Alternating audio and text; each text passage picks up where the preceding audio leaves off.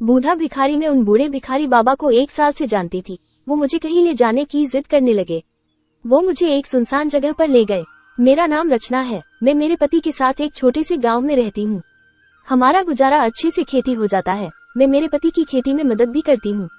हमारे 2 बच्चे हैं, एक लड़का और लड़की। हम भले ही अमीर नहीं है, लेकिन घर में सुख शांति का होना ही सबसे बड़ी बात है। हमारा गांव छोटा है, तो हमें खेती का सामान और चीजों के लिए पास के शहर जाना होता है। जो चीजें पास के शहर में नहीं मिलती तो फिर उसके लिए बड़े शहर जाना होता है। मेरे पति राजेश सोच रहे हैं कि अब वो एक नया ट्रैक्टर ले। मेरा भी अक्सर पास के शहर में आना जाना लगा रहता है, कभी घर के काम से तो कभी खेती और दूसरे कामों की वजह से। मैं औसतन 7 दिन में एक बार शहर चली ही जाती हूँ। मैं जब भी शहर जाती हूँ, मैं वहाँ मंदिर के बाहर बूढ़े भिखारी बाबा से मिलती हूँ। करीब 1 साल पहले ही वो वहाँ यहाँ आए हैं। मैं भी उन्हें 1 साल से देख रही हूँ। मुझे याद है, जब मैंने उन्हें पहली बार देखा तो वो काफी दुखी थे। मैंने उन्हें पैसे दिए, लेकिन उन्होंने नहीं लिए। फिर अगली बार जब मैं गई तो मैंने उन्हें घर के बनाए पकवान दिए। वो देखकर वो खुश हुए और बड़े चाव से खाए। तब से यह सिलसिला शुरू हो गया। मेरा जब शहर जाना होता, मैं उनके लिए जो भी घर में बनाया होता लेकर जाती। वो मुझे मेरे नाम से बुलाते हैं। इन 1 सालों में उन्होंने मुझसे बहुत बातें की। मेरा घर गांव कहाँ है ये भी उन्हें पता है। मेरे पति नया ट्रैक्टर लेने बड़े शहर गए थे। मैं घर में अकेली थी। वो करीब 3 से 4 दिन के बाद आने वाले थे। वो जिस दिन गए उसी शाम मुझे मेरे घर के बाहर वो बूढ़े बाबा दिखाई दिए। सारा दिन मैं खेतों पर थी, इसलिए मुझे पता नहीं चला। जब मैं शाम को आई तो मेरे घर के सामने वाले पेड़ के नीचे बैठे थे। उन्हें यहाँ देखकर मुझे अचंभा हुआ, क्योंकि 1 साल में कभी भी वो आए नहीं थे। मैंने उनसे पूछा कि बाबा आप यहाँ कैसे? वो बोले मुझे तुमसे कुछ बात करनी है, इसलिए आया हूँ। मैंने उस समय उनकी बात को हल्के में लिया और सबसे पहले उनके लिए कुछ खाने को घर से ले आई। हालांकि वो इतनी दूर से नहीं आए थे, लेकिन एक बुजुर्ग इंसान को थकावट ज्यादा होती है। कुछ खाने के बाद वो फिर बोले कि तुम्हें मेरे साथ कहीं चलाना होगा। मैंने पूछा कहाँ?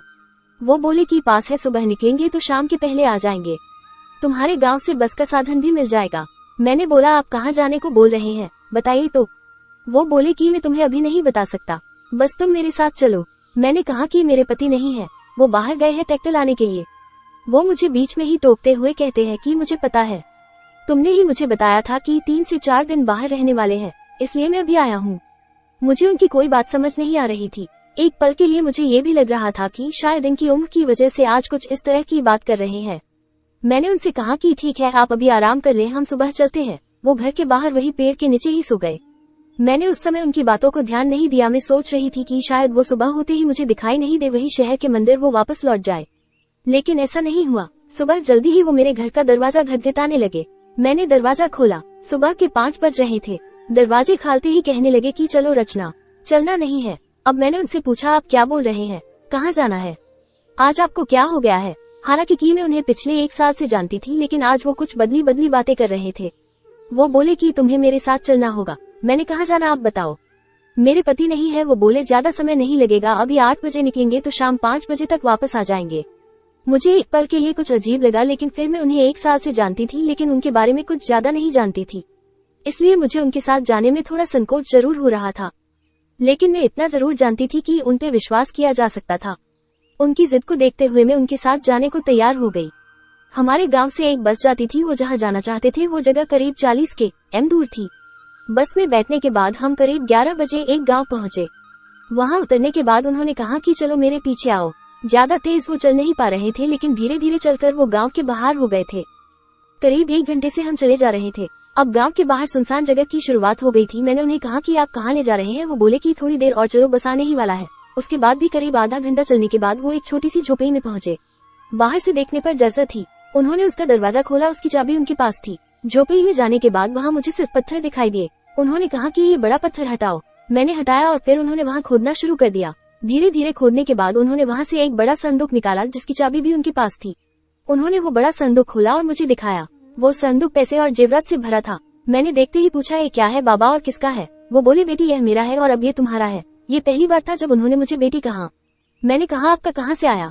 उन्होंने कहा कि मैं तुम्हें पहले बताता तो तुम मानती नहीं, समझती कि मैं पागल हूँ, इसलिए मैं तुम्हें बोल के रहा था कि मेरे साथ चलो। तब उन्होंने पहली बार अपनी कहानी सुनाई। वो बोली कि बेटी यह मेरा और मेरे बाप दादाओं का कमाया है। ये तो कुछ नहीं, मेरे पास अच्छी जमीन भी। मेरे बेटे ने मुझे घर से निकाल दिया। अभी वो मेरे घर और जमीन के साथ जी रहा है। उसे इसके बारे में पता था, लेकिन जब उसके बार बार पूछने पर भी मैंने उसे नहीं बताया तो उसने कहा कि जब आप मुझे वो नहीं देना चाहते तो घर से निकल जाए।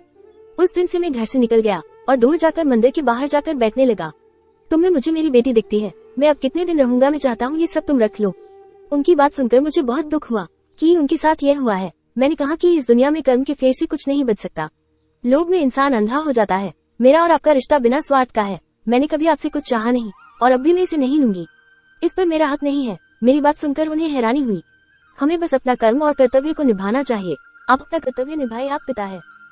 आपका जो है वो अपने बेटे को दे। मैं इसे नहीं ले सकती। उनके कर्म उनके साथ होंगे, हमारे साथ। वो बोली कि बहुत पैसा है, इतना कि आसानी से जीवन निकल जाएगा। मैंने कहा कि पैसा तो आपका है, आपके पास ही था, आपका आसानी से निकला। क्यों आपको मंदिर के बाहर बैठना पड़ा और इसे यहाँ छुपाकर रखना पड़ा? जो पैसा आपके घर में शांति नहीं ला सका वो मेरे साथ क्या करेगा? हम जो मेहनत से कमा रहे हैं उससे मेरा जीवन अभी शांति से चल रहा है। मुझे माफ करें, मैं तो कहती हूँ छोड़िए जिद और आप भी शांति से जिए। दे दे उन्हें पैसा। वो बोली कि बेटी, मैंने सोचा कि आज मैं तुम्हें कुछ धन देकर तुम्हें खुश कर दूंगा, उल्टा तुमने मुझे ही कुछ सिखा दिया।